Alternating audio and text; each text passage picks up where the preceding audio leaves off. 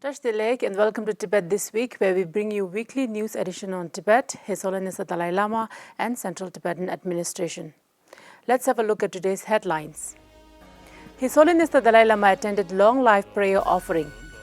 His Holiness the Dalai Lama extends warm wishes to Prime Minister Shri Narendra Modi ji on his 74th birthday. SikyongPenpaTsering expresses concerns over 2 Parisian museums for employing Chinese terminology in Tibetan art catalogues.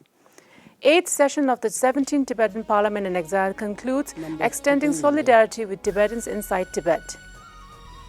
Ocean of Wisdom School receives charter approval from Minnesota Department of Education. 4th Europe-Tibetan Buddhism Conference held in Belgium. Mongolian representative to Taiwan visits Office of Tibet in Taipei, emphasizes cultural and religious ties between Tibet and Mongolia. A journal on Mongol-Tibet relationship and Treaty of 1930 released in Tokyo. Department of Religion and Culture presents Tibetan Digital Library Project during 7th International Seminar of Young Tibetologists at Oxford University.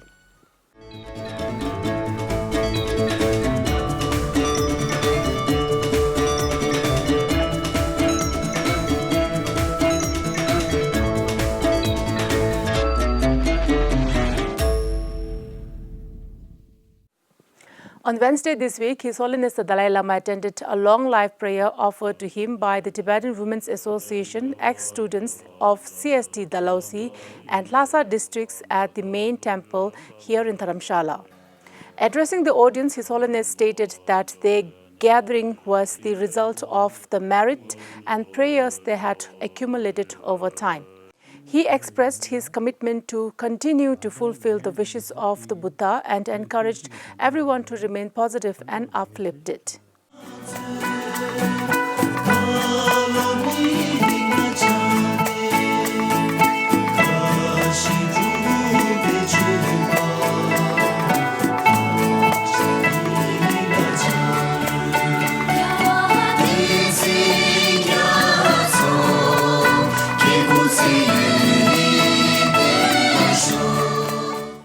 On Tuesday this week, His Holiness the Dalai Lama wrote to Prime Minister Narendra Modi, congratulating him on his birthday and praising India's traditions of ahimsa and karuna, as well as its growing global influence.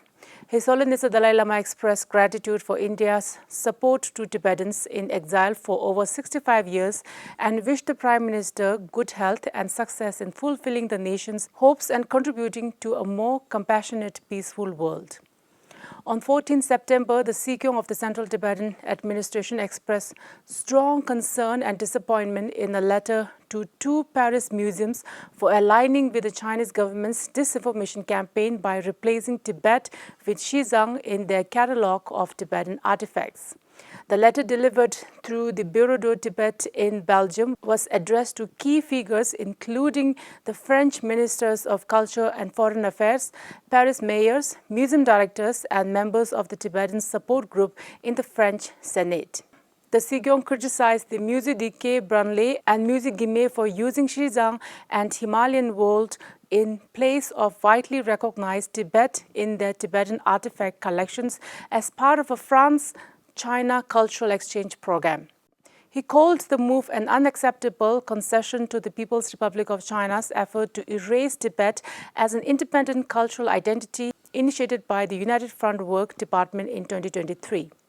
Highlighting the contradiction between France's values of liberty and museums' actions, the Sikyong remarked it is deeply troubled that the French cultural institutions representing a nation committed to liberty, equality and fraternity are complicit with the PRC's attempt to erase Tibetan identity. This disregard for linguistic norms and the Tibetan people's aspirations set a dangerous precedent for democratic nations. He concluded by urging the museums to reconsider their stance and accurately represent Tibet in line with historical facts, international law, and the Tibetan people's aspirations.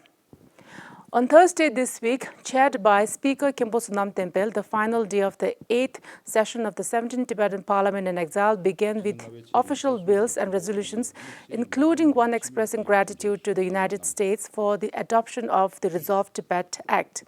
Additionally, a resolution expressing official thanks to Janet Rice, former member of the Australian Parliament, who has been a strong supporter of the Tibetan cause, was also passed. The session then proceeded to the election of the Commissioner of the Tibetan Election Commission and a member of the Public Service Commission. Former parliamentarian Lobsang Yeshe was elected as the Commissioner of the Tibetan Election Commission, receiving 29 votes against Lalung Gyel, who garnered 12 votes. TCV Director Tsuldum Doji was elected as a member of the Public Service Commission with 24 votes, defeating Venerable Thupten Yafel, who received 18 votes. Following the requisite list of business, the session proceeded with the legislative procedures first and second readings of the amendment to Article 63(4). The proposed amendments to Articles 63, 2b and 4 of the Charter of the Tibetans in Exile were passed with a strong majority. However, the proposed amendment to Article 37(1) was repealed after failing to secure the required two-thirds majority. The Speaker, in his conclusion speech, thanked the Sikyong, the Deputy Speaker, the Kaluns, the parliamentarians for their participation and cooperation. He further informed the House of the opportunity references, solidarity resolution, legislature amendments, motion of gratitude, reports of Department of CTAs, Kashak's clarification, election of the Commissioner of the Election Commission and a member of the Public Service Commission, and pertinent matters taken in this session, as well as upcoming parliamentary programs and projects. Ocean of Wisdom School has received official charter approval from the Minnesota Department of Education, marking a pivotal moment for the new institution. The charter, granted to Innovation Education Opportunities, allows Ocean of Wisdom School to launch a unique public charter school that will serve students in grades kindergarten to grade 8. The school, set to open in fall 2025, will offer a tuition-free education that integrates Emory University's Sea Learning program as its cornerstone of the curriculum with Tibetan language courses. This approach aims to foster students' academic, emotional, and ethical growth in a nurturing environment. In its press release, Ocean of Wisdom School expressed gratitude to His Holiness the 14th Dalai Lama for blessing and naming the school, as well as to SikyongPenpaTsering and the Office of Tibet in Washington, D.C. for their steadfast support. The 4th Europe-Tibetan Buddhism Conference, convened at Yundeling, Huy, Belgium from 13 to 14 September, bringing together 44 delegates representing 28 Buddhist centers from 9 European countries. The conference commenced with an opening ceremony that included invocation by the Sangha, followed by a video message from SikyongPenpaTsering, the incumbent Kalun of the Department of Religion and Culture of Central Tibetan Administration. Representative Rinzi Chudeng Genka of the Office of Tibet, Brussels, during her opening remarks, welcomed the participants for a day-and-a-half conference that aimed to explore, among other things, the concept of reincarnation in Tibetan Buddhism, with a focus on the succession of His Holiness the 14th Dalai Lama in view of the continued attempts by the People's Republic of China to interfere on the matter. Conference main speaker Venerable Geshe Lhador, Director of the Library of Tibetan Works and Archives, gave an insightful keynote speech which set a positive tone for the discussions and motivated attendees to engage deeply on the themes presented. The representative from the Office of Tibet, London, coordinator of Bureau de Tibet, Paris, and UN advocacy officer, after much deliberation and serious discussion, unanimously adopted a 6-point declaration. Kangku Yautumur Badra, the representative of the Ulaanbaatar Trade and Economic Representative Office of Taipei, also known as Mongolia's Representative Office in Taiwan, and Deputy Representative Bolsekan Zolzaya paid a visit to the Taipei base Office of Tibet on 13 September and discussed historical, religious, and cultural bonds between the two nations.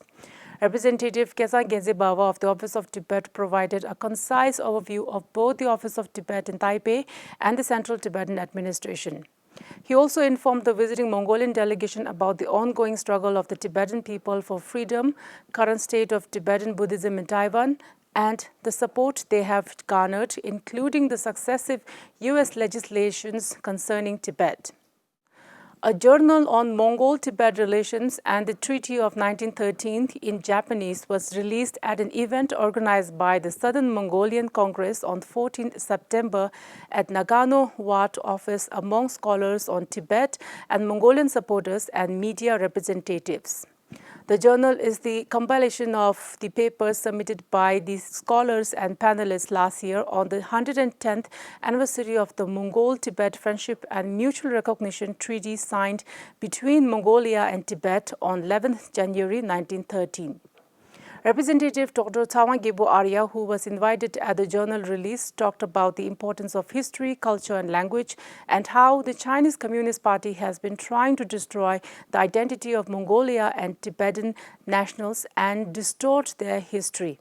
He explained that China's claim on Mongolia and Tibet based on the Yuan and Qing dynasties' hegemony in the past was baseless and a gross distortion of history.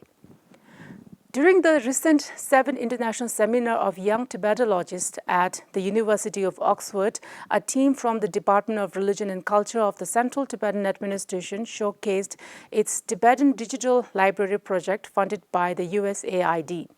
The team distributed informative pamphlets and provided a comprehensive overview of the project to inform the participants of its objectives and progress.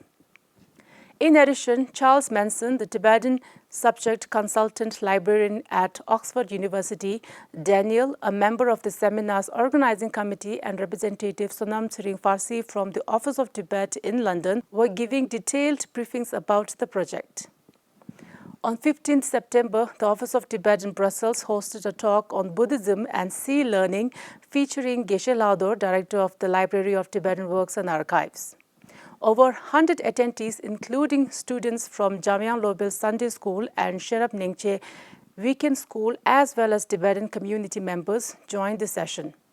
Geshe Lador discussed fostering happiness and merit in life and the role of sea learning in enhancing well-being. That is all the news for this week's edition of Tibet This Week. Thank you so much for watching.